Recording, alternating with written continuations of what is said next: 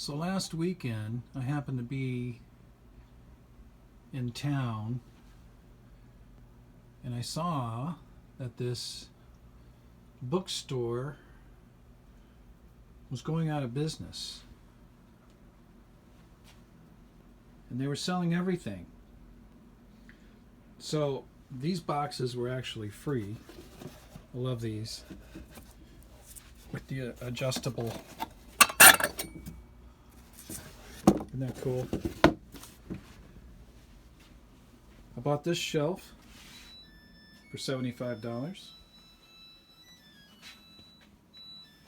Clothes are dry. I bought this shelf for $50. This used to house, you can still see some of the tape I haven't quite gotten off yet, early school. This had school readers from the 30s and 40s. George Carlson did some art in those, as did some other illustrators.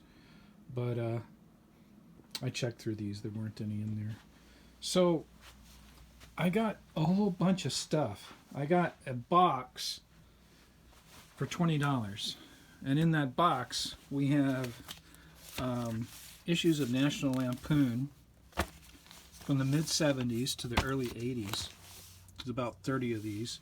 There's some great stuff in here. Sherry Flanagan, M.K. Brown, Mimi Pond.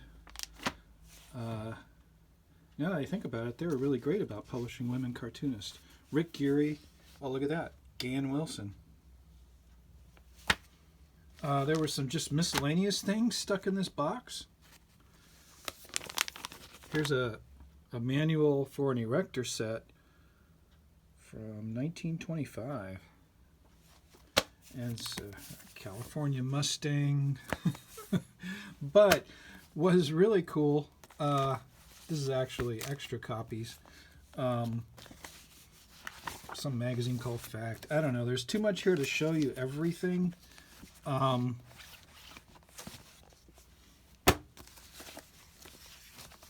trying to get to what was really cool. Here's another stack of about 25 or so Mad magazines from the 70s. This is when I was reading Mad. As a matter of fact, there was a period in the 80s when Mad was reprinting the original comic book stories. Look at that Harvey Kurtzman cover. And Will Elder art. Popeye, story written by Kurtzman, or Kurtzman and Elder, depending upon how you want to look at it. Jack Davis. This was my first exposure to the genius of Harvey Kurtzman and the EC artists, and it changed my life. And I used to sit around and read these stories and laugh out loud. I reread them over and over and over again. Look at that beautiful Wally Wood. So yeah, whole bunch of stuff in here. Here's another one with parody of The Shadow. Mr. Kurtzman. Great stuff. And lots of Mad. But hey, that's just the beginning. So I spent a few hours in this bookstore. I got there at 1 and they were finishing the sale at 3. So I only had 2 hours. And in that time, this is what I bought, in addition to everything else I've just shown you. And I thought I'd take you through a quick tour of this stuff. I thought, for some of you it might be fun. It's certainly fun for me to watch videos like this. So, and plus you'll get a sense of some of my interest, which extend past comics, but always seem to connect back to it in one way or another. For example, this right here, this is a box that I paid $20 for, which comes out to about a quarter an issue. This was a magazine called The Philistine. You ever heard of it? This issue is from 1911. And this was printed by the Roycrofters. That's their symbol right there, the seahorse. The back of every issue was an epigram or a cartoon. Look at that one. Professional services. I mean, that's kind of racy for 1909. And these are so cool. They're printed on a press, and if you run your fingers over them, you can feel the indentation of the press. And in the front are fascinating ads, Roycroft. So, do you know about the Roycrofters? If you don't, it's really interesting stuff. It was sort of a utopian community founded by this guy named Elbert Hubbard, and they were huge in the arts and crafts movement. And so they knew how to make all sorts of. They recaptured some of the lost arts. So metalwork, textiles, furniture, and printing. And Elbert Hubbard wrote these really highly opinionated, witty, philosophical, satirical, informative pieces. They just came churning from his pen. This is a satire of a religious figure, big at the time, named Billy Sunday. Sort of like a early TV preacher before there was TV. Yeah. Anyway, let's see what's on the back of this guy. Another epigram. The clergy take theirs now, you get yours after you are dead.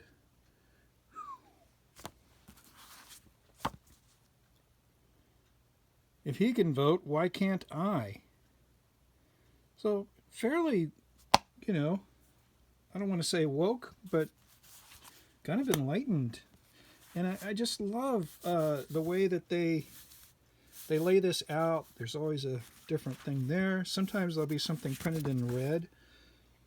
Courtesy as an asset. Things to kind of jog you, make you think, challenge the status quo, challenge the assumptions of society.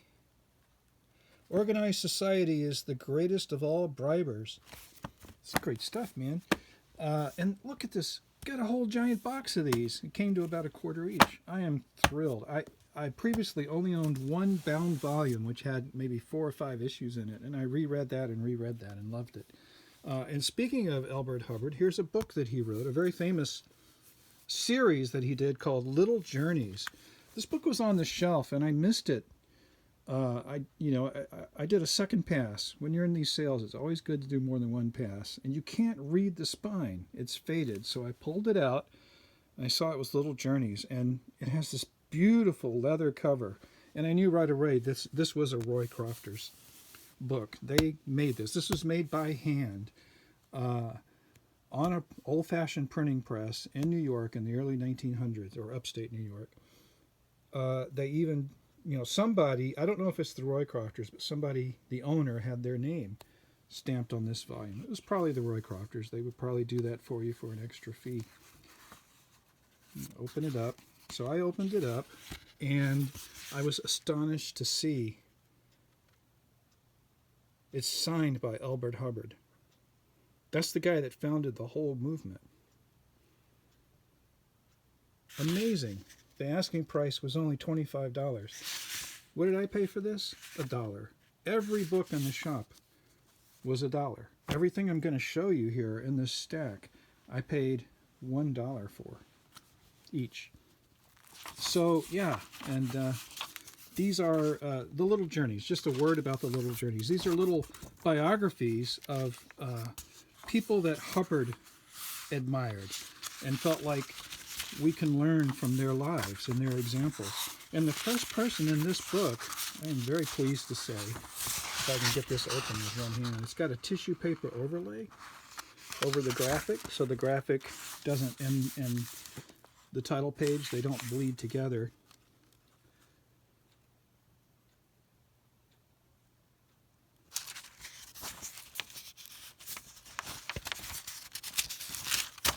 Look at that. You can feel this. It's like Braille. And look, 2 different colors. This went through the press twice. What are we looking at? Can you read Roman numerals? This is MCM. That's 1908. 1908.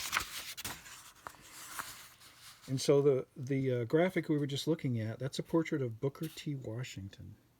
Isn't that cool?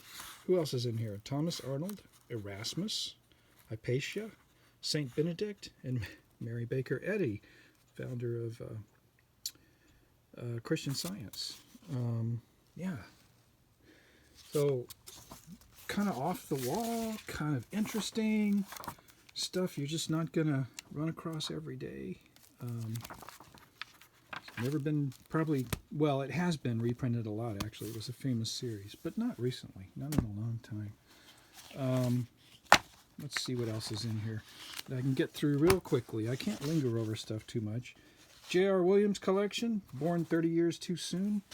Love it, love it, love it, love it. I love these editions with the colored diagonal stripes. Here's a book on caricature. I wasn't sure quite what it was. It seems to be the caricature work of one guy, and it's sort of almost, it's partially a how-to, and he's showing you how to caricature famous people. So there's all these really cool caricatures of movie stars and celebrities and people well known. There's Mickey Rooney, Noel Coward, Gertrude Lawrence. There are some really neat ones in here.